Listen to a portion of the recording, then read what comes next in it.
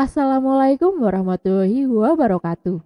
Halo geng, jumpa lagi bersama Michan di channel Kisah Misteri. Kali ini Michan akan menceritakan cerita yang berjudul Tumbal Pesugihan. Cerita ini ditulis oleh O. Hanel. Kalian juga bisa langsung kunjungi tweet beliau ya di @o_hanel. Dan link juga akan Michan sediakan di kolom deskripsi ya. Oke, daripada lama-lama langsung saja kita masuk ke ceritanya. Tumbal Pesugihan. Pagi itu, Anton dan Dina berboncengan menuju tempat kerja mereka. Kakak beradik itu memang bekerja di tempat yang sama, sebuah rumah makan besar di pinggiran kota. Rumah makan tersebut terkenal sangat ramai. Dina sudah bekerja di tempat itu selama 5 tahun, dan baru 1 tahun terakhir Dina memasukkan adiknya untuk bekerja di situ juga. Adiknya bekerja pada bagian dapur. Sesampainya di rumah makan, Dina langsung ganti baju dan membersihkan meja-meja dibantu oleh Alin. Ada juga Nita yang sedang mengepel dan Tari yang sedang mengelap kaca. Berbeda dengan adiknya yang hanya duduk di dapur. Padahal dua karyawan lainnya, Mardi dan Ari, sedang meracik bumbu untuk membuat sambal. Kasian ya Pak Anwar, bayar gaji buat 7 orang tapi yang kerja cuma 6 orang. Mardi menyindir Anton. Anton cuek dan melenggang pergi mengambil piring-piring untuk dilap. Rumah makan itu terdiri dari 2 lantai. Bawah untuk rumah makan itu sendiri dan lantai atas untuk mes. Dan di seberang mes ada ruang istirahat yang hanya ditempati oleh Pak Anwar. Jadi ada 2 tangga yang menghubungkan ke lantai atas. Tangga pertama ada di pojok sebelah kanan yang menghubungkan ke ruangan Pak Anwar. Dan 1 tangga lagi di belakang bagian sebelah kiri tangga yang menuju mes. Mes tersebut hanya ditinggali oleh Nita dan Tari, yang kebetulan rumahnya memang jauh. Dan Alin tinggal di perkampungan belakang rumah makan tersebut. Din, adikmu mbok ya dibilangin, kalau kerja yang serius, jangan seenaknya sendiri. Lama-lama aku sebel sama adikmu, Din. Mardi meluapkan kekesalannya pada Dina. Dina hanya bisa menghela nafas. Karena hampir setiap hari mendapat laporan dari para rekan kerjanya tentang kelakuan adiknya. Maaf ya Mar, adikku bikin kamu kesal terus. Dia emang agak keras sifatnya. Nanti aku bilangin kok. Mardi hanya mengendus dan melenggang pergi meninggalkan Dina. Dina melanjutkan pekerjaannya. Sesaat kemudian Pak Anwar datang.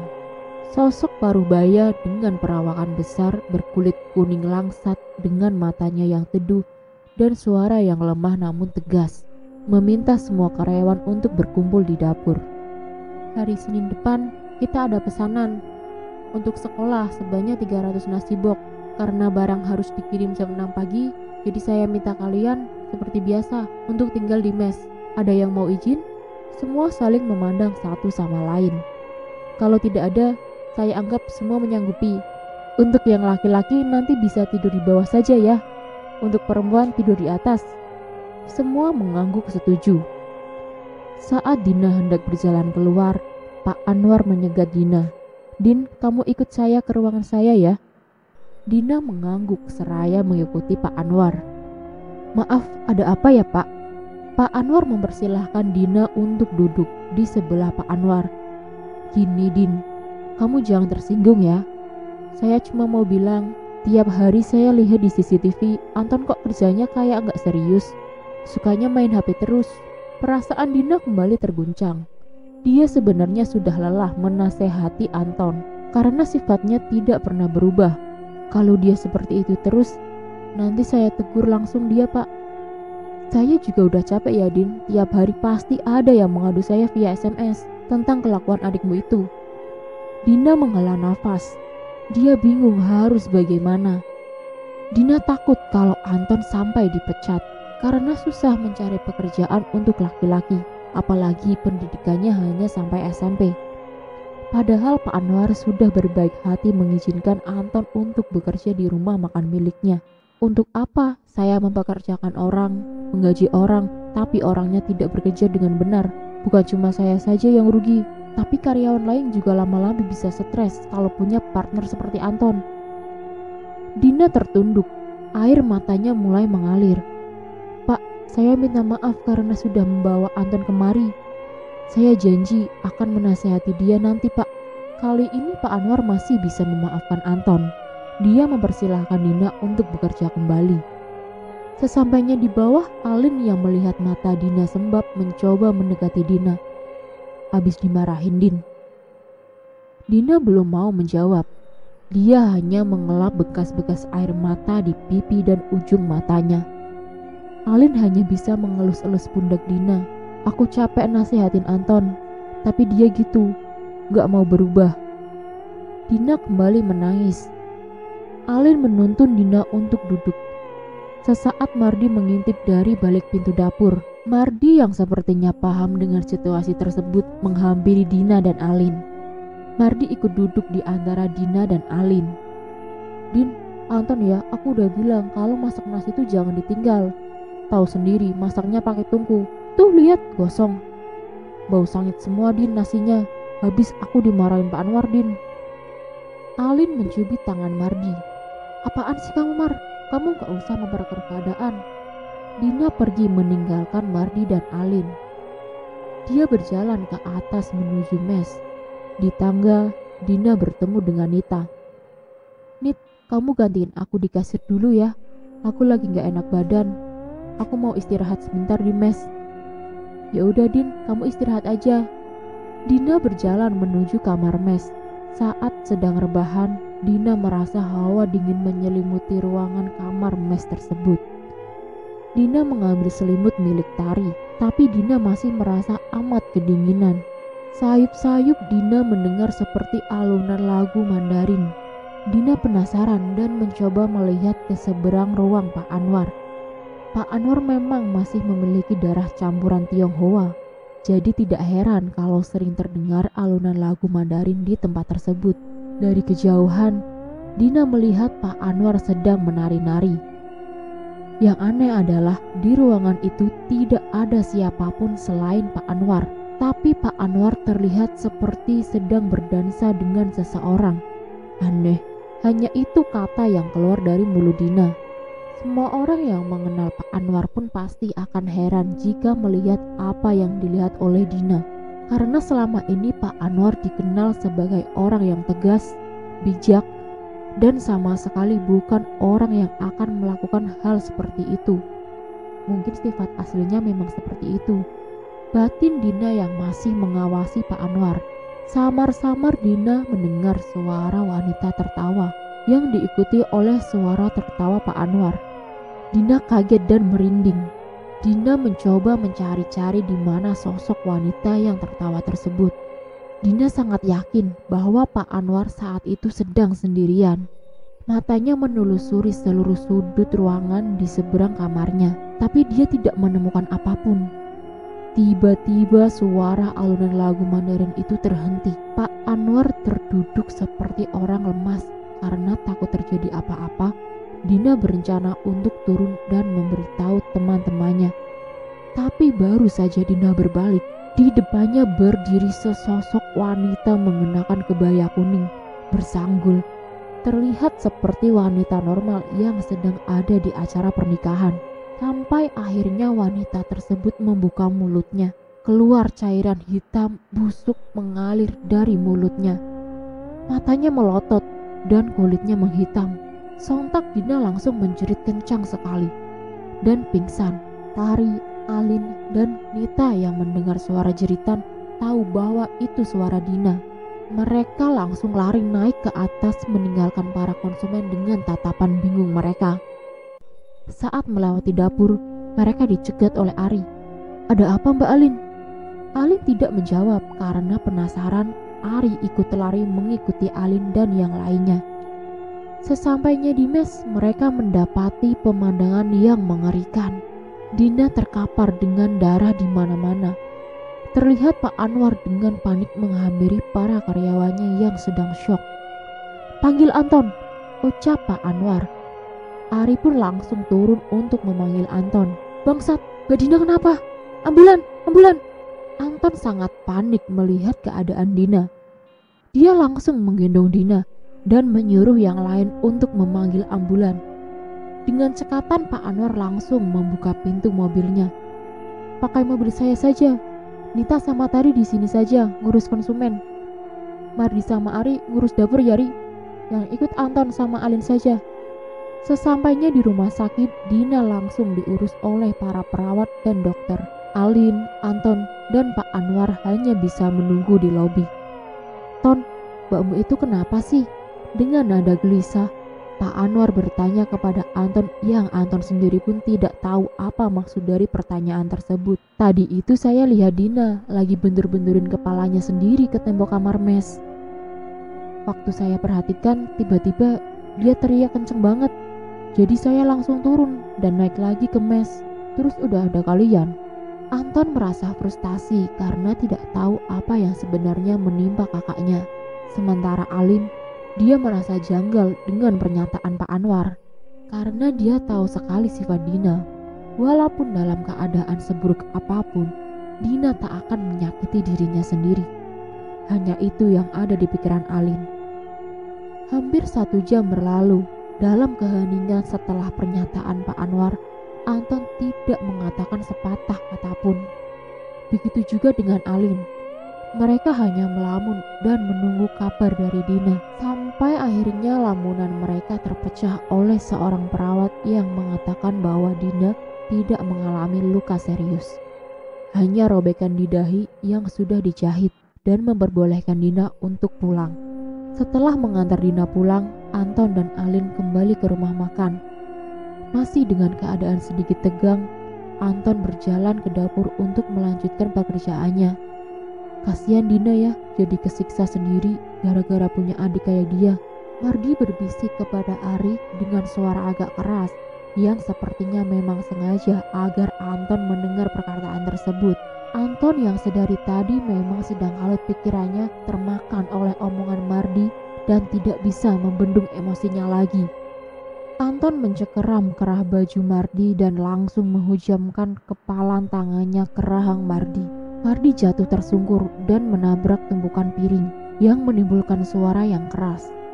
Melihat Mardi sudah tersungkur, tidak lantas membuat Anton menyerah. Dia kembali mencekeram kerah Mardi. "Udah mas, udah. Jangan gini. Bisa dibicarakan baik-baik." Ari mencoba melerai Anton. Tapi Anton sama sekali tidak mendengarkan ucapan Ari. Ari mencoba merangkul Anton untuk menjauh dari Mardi, tapi sia-sia. Anton jauh lebih kuat dari Ari. Kali ini Ari ikut jatuh tersungkur karena didorong oleh Anton. "Gak ada hubungannya anjing, mbakku kayak gitu, gak ada hubungannya sama aku." Anton memaki-maki Mardi. "Apa-apaan ini?" teriak Pak Anwar berdiri di ambang pintu dapur. "Tolong jangan kayak anak kecil. Di luar banyak konsumen. Jangan bikin mereka jadi gak nyaman. Kalian tuh udah dewasa. Jangan bikin saya jadi tambah stres. Tadi saja banyak konsumen yang pergi waktu kejadian Dina. Sekarang apalagi?" Mardi yang masih terkapar mengangkat tangannya dan menunjuk ke Anton. "Anton, kalau kamu terus-terusan bikin masalah di sini, lebih baik saya cari karyawan baru saja daripada bisnis saya hancur gara-gara kamu." Dengan kesal Pak Anwar meninggalkan dapur, disusul dengan Mardi yang dipapah oleh Ari pergi meninggalkan Anton sendirian di dapur. "Ini bukan salahku bangsat," batin Anton. 2 hari kemudian, "Loh mbak, udah mandi? Mbak masih cuti?" Anton menegur Dina yang baru saja keluar dari kamar mandi. "Kerjalah Ton, mbak udah gak apa-apa. Cuma dijahit, istirahat sehari saja kemarin udah cukup." Dina melenggang pergi menuju kamarnya meninggalkan Anton. Tok, tok, tok. Anton mengetuk-ngetuk pintu kamar Dina. "Mbak, aku mau nanya." Hening. Tidak ada jawaban. "Mbak." Masih tidak ada jawaban. Anton mulai panik. Dia mulai menggedor-gedor pintu kamar kakaknya itu sampai Bu Sarti, ibu Anton dan Dina menghampiri Anton. "Shh, Ton, kamu lagi ngapain? Kok pintunya digedor-gedor?" "Ini Bu, Mbak Dina. Dari tadi tak panggil-panggil gak jawab." Bu Sarti geleng-geleng kepala dan menepuk-nepuk bahu Anton. Ton, jam berapa ini? Ini kan jam biasanya mbakmu lagi sholat duha." Tidak lama Dina keluar dari kamarnya. "Ada apa sih Ton? Kayak orang kesurupan gitu." Gini mbak, kemarin Mardi ngomong katanya Mbak jadi bentur-benturin kepala ke tembok gara-gara aku susah dibilangin. Dina tercekat dengan perkataan Anton, begitu juga dengan Bu Sarti. Bu Sarti sebenarnya sudah tahu apa yang mengakibatkan kening Dina sampai dijahit, karena Dina sudah menceritakannya. Bentur-benturin kepala. Dina balik bertanya pada Anton. Melihat Dina kebingungan, Anton jadi ikut bingung. Aku gak bentur-benturin kepala ke tembok, Ton. Dengan mata terbelalak dan suara meninggi, Dina menyangkal pernyataan Anton. Pak Anwar yang lihat sendiri kalau Mbak itu bentur-benturin kepala ke tembok, Mbak. Anton mencoba menjelaskan. Nah ini Bu, aku emang udah ngerasa ada yang gak beres sama Pak Anwar, Bu. Sudah, kalian berangkat kerja saja dulu. Anton mengendarai motor dengan rasa penasaran yang memenuhi pikirannya. Ton, bawa motornya jangan kenceng-kenceng, Mbak mau bicara. Anton melambatkan laju motornya. Mau ngomong apa, Mbak? Ton, Mbak mohon sama kamu, tolong kalau kerja yang serius, yang bener. Jangan bikin teman-teman kamu jadi pada sebel sama kamu. Mbak kan udah susah cari kerjaan buat kamu. Kan sayang kalau kamu sampai dipecat. Sekarang cari kerja itu susah. Kamu bisa janji gak sama Mbak? Iya Mbak, aku bakal berubah. Tidak seperti biasanya. Sekarang Anton menurut dengan perkataan kakaknya itu. Kamu gak apa-apa kan Ton? Gak apa-apa kok Mbak. Anton dan Dina memasuki rumah makan yang disambut meriah oleh karyawan lainnya. Lah Din, udah sembuh kamu? Kok udah berangkat? Udahlah Nit, bosen di rumah terus. Nita merangkul temannya itu dan berjalan bersama dengan Dina dan Alin menuju mes untuk ganti baju. Sesampainya di pintu kamar mes, langkah Dina terhenti. Kenapa Din? Tanya Alin. Lin, Nit, kalian pernah lihat Pak Anwar nari gak sih? Alin tertawa terbahak-bahak mendengar pernyataan Dina. Nari gimana sih Din? Masa Pak Anwar nari? Lagi olahraga kali. Berbeda dengan Nita, dia seperti tahu akan sesuatu. Dia langsung menarik Dina dan Alin masuk ke kamar mes dan menutup pintu. Ekspresi muka Nita berubah jadi serius. Din, jangan bilang kalau kamu lihat Mbah Putri. Dina berpikir, apakah wanita berkebaya kuning itu adalah Mbah Putri? Mbah Putri siapa sih? Terus apa hubungannya sama Pak Anwar yang nari? Alin semakin penasaran dengan pembicaraan Nita dan Dina. Oh iya Din, aku mau nanya, kamu kenapa sih kok kemarin sampai bentur-benturin kepala ke tembok? Kalau ada masalah cerita dong Din, jangan gitu. Dina kembali terbelalak. Aku gak bentur-benturin kepala ke tembok Lin, Nit, aku mau cerita, tapi aku mau kalian jangan bilang-bilang sama yang lainnya ya. Jadi kemarin aku lihat Pak Anwar lagi nari kayak dansa gitu, pakai lagu Mandarin. Terus tiba-tiba aku dengar ada perempuan ketawa. Gak lama Pak Anwar jatuh kayak lemes gitu. Jadi aku inisiatif mau turun. Tapi pas aku baru balik badan, di depan aku itu ada perempuan pakai kebaya kuning. Dia muntahin darah hitam, busuk banget. Terus pas aku teriak, dia nyakar kening aku. Habis itu udah, aku gak inget lagi. Itu Mbah Putri, sahut Nita. Alin tercengang mendengar cerita Dina antara percaya dan tidak percaya. Mbah Putri siapa Nit? Nita agak ragu menjawab pertanyaan Dina. Namun karena didesak oleh Alin dan Dina, akhirnya Nita mau bercerita. Dulu waktu pertama aku tinggal di mes ini, sekitar 6 tahun yang lalu, pernah ada karyawan yang tidur di mes bareng sama aku. Namanya Mbak Ninin. Mbak Ninin ini kayak punya kelebihan, bisa ngelihat makhluk halus. Belum lama tinggal di sini, Mbak Ninin bilang sama aku kalau dia ngelihat Pak Anwar lagi nari sama perempuan pakai kebaya kuning. Tapi aku gak percaya. Gak lama setelah Mbak Ninin cerita, Mbak Ninin itu jatuh dari tangga, terus dibawa ke rumah sakit. Pas udah siuman itu Mbak Ninin bilang kalau dia didorong sama Mbah Putri. Tapi karena waktu itu gak ada yang percaya sama Mbak Ninin, dan Pak Anwar nganggap Mbak Ninin itu punya kelainan jiwa, jadi Mbak Ninin diberhentikan sama Pak Anwar. Alin diam mematung. Dina semakin yakin kalau ada yang tidak beres dengan Pak Anwar. Mereka larut dalam keheningan, sampai tiba-tiba ada suara gebrakan di pintu. Brek! Woi, lagi pada ngapain sih? Orang udah pada datang malah bergosip terus. Kaget setan. Alin gantian menggebrak pintu. Ternyata itu Mardi. Setelah ditegur oleh Mardi, mereka bertiga keluar untuk kembali bekerja. Setelah sebelumnya Nita berpesan untuk tidak menceritakan kepada Tari, supaya Tari tetap betah tinggal di mes. Tari memang anaknya sedikit sensitif dan penakut. Nita sendiri terbilang orang yang cukup berani karena bagi Nita, selama dia belum pernah melihat secara langsung, dia tidak akan takut. Tari, karyawan paling junior di rumah makan itu, menghampiri Dina yang sedang menghitung uang di mesin kasir. Mbak Dina, besok ikut nginep di sini nggak Mbak? Suaranya yang halus dan terkesan manja membuat Dina tertawa setiap kali Tari mengajaknya bicara. Ikut dong Tar, kalau nggak ikut nanti adikku yang manja ini nggak ada yang bantuin dong. Mereka berdua tertawa bersama tanpa disadari ternyata Anton sedang mengintip dari sela-sela pintu dapur. Seneng aku kalau ngelihat Mbak Dina bahagia kayak gini, batin Anton. Barang-barang kamu udah nggak ada yang ketinggalan Ton. Anton kembali memeriksa tas ranselnya. Enggak Mbak, udah ku bawa semua. Mbak, mending Mbak nggak usah ikut nginep deh. Ya nggak bisa lah Ton, Mbak kan udah menyanggupi, masa tiba-tiba nggak ikut, kasihan yang lain, nanti keteter. Semenjak Dina menceritakan apa yang terjadi di mes kepada Anton, Anton sekarang berubah menjadi adik yang overprotect kepada kakaknya. Sebenarnya alasan Dina tetap ingin menginap bukan hanya karena tidak mau merepotkan temannya, tapi ada sesuatu yang Dina, Alin, dan Nita rencanakan. Kalian pada hati-hati ya, sholatnya dijaga. Ton, jagain mbakmu ya. Iya bu, tenang aja. Setelah berpamitan dengan Bu Sarti, mereka berangkat seperti biasa berboncengan. Namun kali ini Dina yang di depan. Mau kemana sih mbak? Tumbenan jadi joki. Udah, nanti kamu juga tahu. Mereka berhenti di sebuah toko kecil. Pak, beli krosok 1 bungkus.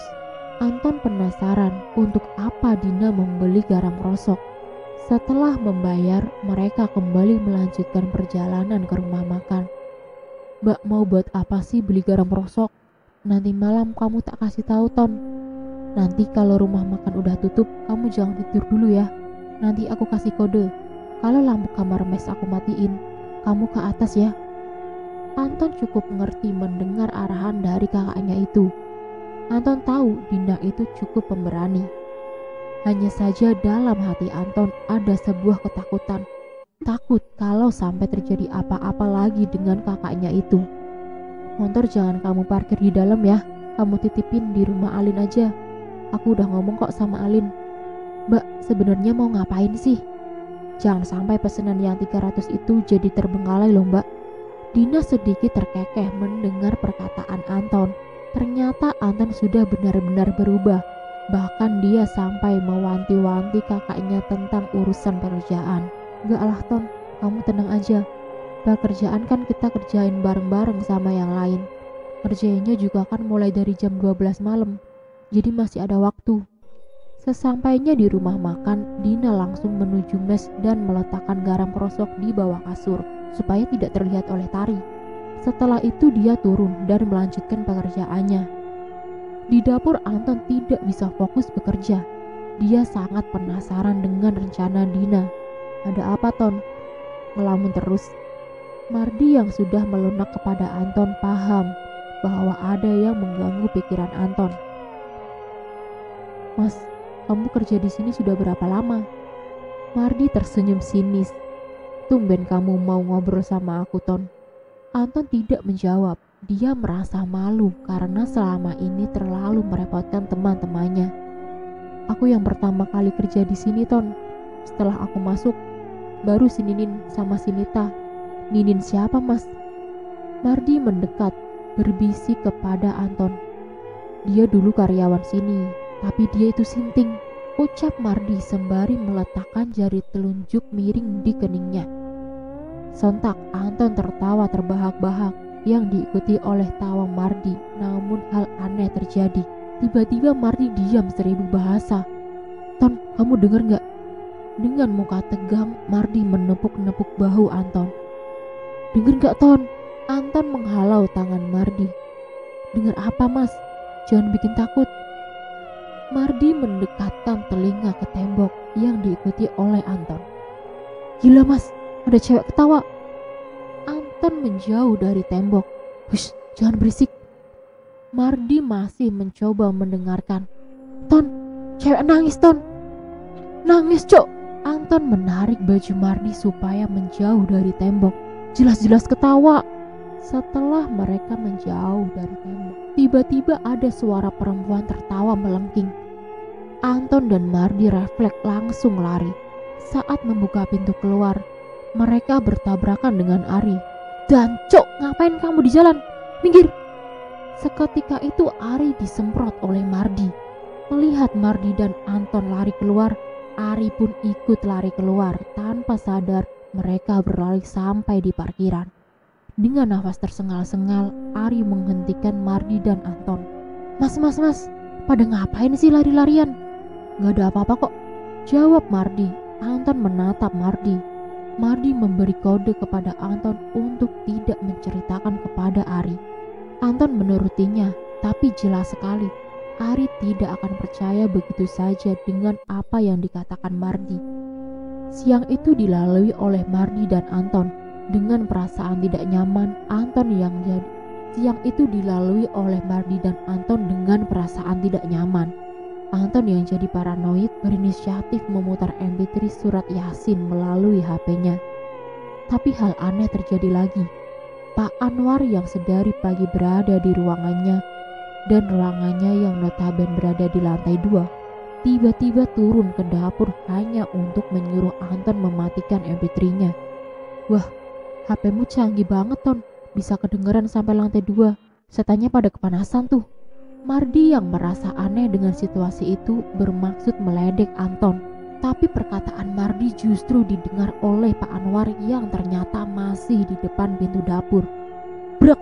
Suara dobrakan pintu terdengar jelas. "Kamu bilang saya setan?" Terlihat Pak Anwar benar-benar marah. Anton hanya bisa diam menunduk. Apalagi Mardi, wajahnya sudah pucat. Selama 7 tahun Mardi bekerja di situ, baru pernah dia melihat Pak Anwar semurka itu. Yang dia tahu, Pak Anwar adalah sosok yang dulu menolong dia saat dia sedang kebingungan karena terlilit hutang dan sedang mencari pekerjaan. Pak Anwar tidak berkata-kata lagi. Dia hanya diam, mematung, matanya menatap Mardi dan Anton bergantian. Anton hanya bisa pasrah sembari memikirkan bagaimana nasibnya nanti. Apalagi dia sudah tahu tentang keanehan Pak Anwar. Dari ujung matanya, Anton bisa melihat tangan Pak Anwar memegang pundak Mardi. Entah bagaimana tubuh Mardi tiba-tiba bergetar seperti orang kesetrum. Mulutnya terbuka dan matanya terbelalak. Anton mulai panik. Dia berusaha untuk pergi dari tempat itu. Sampai tiba-tiba pintu terbuka. Dina berdiri di ambang pintu seperti sudah tahu apa yang sedang terjadi. Dina bereaksi mengambil ember berisi air dan menyiram Mardi. Seketika Mardi pingsan. Pak Anwar mendekat kepada Dina. Dia membisikkan sesuatu yang membuat Dina sangat merinding dan terpaku untuk beberapa saat. Setelah Pak Anwar keluar dari dapur, Anton berusaha menyadarkan Dina. Setelah Dina sadar, dengan hati-hati Dina memberitahukan kondisi di dapur kepada Nita. Dina berbisik kepada Nita, "Jangan tanya, pokoknya ikut aku aja ke dapur. Jangan sampai para konsumen terganggu." Dengan lagak seperti tidak terjadi apa-apa, Nita mengikuti Dina ke dapur.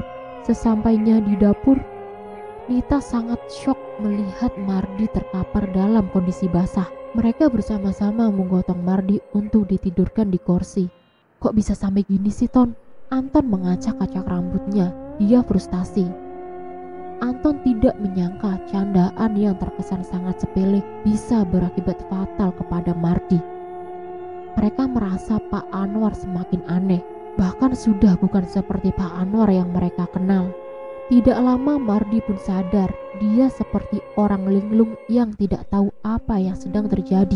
"Nit, nanti setelah tutup kita ke rumah Alin ya, aku mau ngomong sama kamu." Nita hanya mengangguk. Setelah toko tutup, Pukul 8.30, Nita, Alin, dan Dina pergi ke rumah Alin, meninggalkan Tari yang sedang mandi di mes. Lin, gas di dapur udah aku tuker sama yang kosong. Nanti aku bakal nyuruh Tari buat ngerebus ayamnya di rumah kamu. Nanti kamu nemenin Tari aja ya. Alin agak keberatan dengan rencana Dina, karena Alin ingin menjalankan rencana mereka bersama secara langsung. Tapi akan aneh kalau Nita yang menemani Tari merebus ayam di rumah Alin. Dina menugaskan Anton untuk memberitahu kepada Mardi dan Ari tentang apa yang menimpa Dina sampai masuk rumah sakit dan mengajak Mardi dan Ari untuk ikut dalam rencana mereka setelah semua rencana tersusun rapi oleh Alin, Dina, dan Nita. Pukul 9 malam sesuai rencana, Alin mengajak Tari untuk merebus ayam di rumahnya. Setelah Alin dan Tari pergi, Dina memberi kode dengan mematikan lampu mes kepada Anton untuk naik ke atas. Setibanya Anton di mes, Dina menyuruh Anton untuk menyapu dan mengepel seluruh lantai mes. Nita dan Dina menabur garam krosok di setiap sudut mes. Setelah selesai, Dina menyuruh Anton untuk memanggil Mardi dan Ari untuk naik ke mes. Setelah semuanya berkumpul, Nita mengeluarkan bungkusan dari tasnya. Mardi yang penasaran mengambil bungkusan itu. Apa ini, Nit? Nita kembali merebut bungkusan itu. Jangan dipencet-pencet, ini sambetan. Nita membuka bungkusan itu. Kok bentuknya kayak bumbu yang buat ngerebus ayam ya, Mbak? Ucap Ari. Bentuknya sama, warnanya emang mirip, tapi isinya beda. Ini tuh dibuat pakai dingo sama bengle. Ini bisa nangkal bala. Nita membagi sambetan itu jadi 5 dibungkus plastik kecil-kecil. Kalian bawa satu-satu ya. Disakuin, ini buat jaga-jaga aja. Semua mengangguk setuju. Setelah itu di gelapnya malam mereka beriringan menuju ke ruang Pak Anwar. Sesampainya di ambang pintu, mana kuncinya, Nit? Ini, Din. Setelah mereka semua masuk, hawa benar-benar berubah. Mereka merasa sangat dingin, tidak seperti biasanya. Itu ruangannya, ucap Nita sembari menunjuk sebuah pintu yang ada di pojok ruangan tersebut.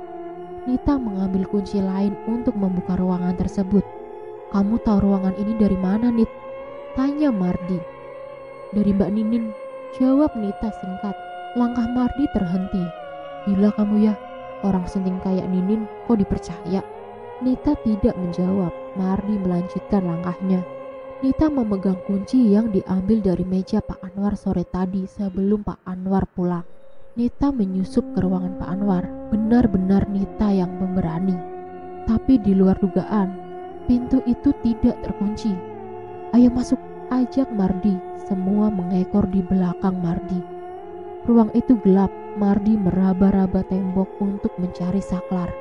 Tangannya menyentuh sesuatu yang lunak, basah, dan halus. Apa ini, Cok? Mendengar teriakan Mardi, yang lain ikut kaget.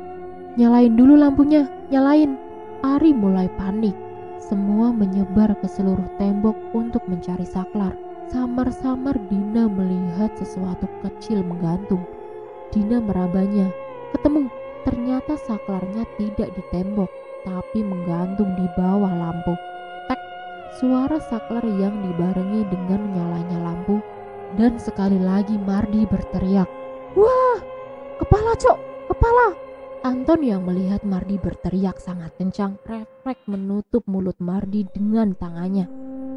Semua tercengang melihat sebuah kepala terpajang di tembok ruangan tersebut. Dina tidak yakin apakah itu benar-benar kepala atau bukan, karena dia tidak mencium adanya bau busuk. Dina mendekat, dia meraba muka kepala itu. Kepala seorang wanita lengkap dengan sanggul yang masih terpasang di rambutnya. Dina mengingat sesuatu. Dina langsung mundur. "Mbah Putri," ucap Dina. Nita tersentak. Dia langsung menutup mukanya dengan tangan. Ternyata di bawah kepala tersebut terdapat sebuah baskom yang berisi cairan bening agak kental. Cairan itu jatuh dari bibir kepala tersebut. Masih dengan mulut terbekap oleh tangan Anton, Mardi menunjuk-nunjuk cairan tersebut. "Kaldu ayam," ucap Ari. Anton melepaskan tangannya. Nita mulai menangis. Dia amat ketakutan. "Udah, kita keluar dulu dari sini. Jangan ninggalin jejak apapun. Kita nggak tahu apa yang bakal dilakuin Pak Anwar kalau sampai tahu kita di sini, ucap Dina. Setelah keluar, mereka kembali berkumpul di mes. Terlihat Nita sangat pucat. Begitu juga dengan Mardi. Dia sangat lemah. Kita lapor polisi saja ya, ucap Nita sambil menangis. Usul itu jelas tidak disetujui oleh Dina. Dina masih belum yakin bahwa apa yang dilihatnya adalah kepala. Ri, tadi kamu bilang kaldu ayam? Tanya Anton kepada Ari dengan muka tegang. Dia tahu apa yang Ari maksud. Tiap hari air kaldu rebusan ayam itu aku tampung di baskom. Mirip sekali dengan baskom itu. Kaldu itu dipakai untuk kuah masakan yang pakai daging ayam. Tapi gak boleh langsung dipakai. Pak Anwar menyuruhku untuk menyimpannya di freezer dulu. Tapi anehnya tiap aku ambil dari freezer, air dan baskomnya sama sekali tidak dingin, ucap Ari. Jangan bilang kalau baskomnya ditukar. Pantas di sini selalu rame. Aku pernah dengar pesugihan macam itu. Dina menerka ucapan Ari. Bisa jadi, jawab Mardi. Dina sedikit kesal karena Ari tidak pernah memberitahu bahwa ada hal yang janggal di rumah makan itu. Kok kamu gak pernah cerita sih, Ri? Mbak Din, itu bukan sesuatu yang aneh kalau kita gak ngalamin kejadian kayak gini. Bener juga, batin Dina. Terus rencana kita gimana? Tanya Dina yang langsung dapat respon mimik muka tidak enak dari yang lainnya. Udahlah Din, kita gak tahu apa yang bakal kita hadapi. Belum tentu gangguan di sini itu akan hilang dengan kita rame-rame jasinan di situ. Setelah mendengar perkataan Nita, Dina diam. Dari awal mereka memang berencana ingin membersihkan tempat itu dari gangguan-gangguan yang mereka alami dengan mengaji di tempat itu dan membubuhi garam perosok di setiap sudut. Tapi rencana tinggallah rencana. Demikian cerita dari Tumbal Pesugihan bagian yang pertama. Untuk kelanjutan ceritanya akan Michan ceritakan di video selanjutnya. Terima kasih Michan ucapkan untuk kalian yang sudah mau mengunjungi channel Michan. Dan jangan lupa untuk tekan tombol like, subscribe, share, dan komen ya. Dan tekan juga lonceng untuk notifikasi cerita selanjutnya. Bye-bye. Wassalamualaikum warahmatullahi wabarakatuh.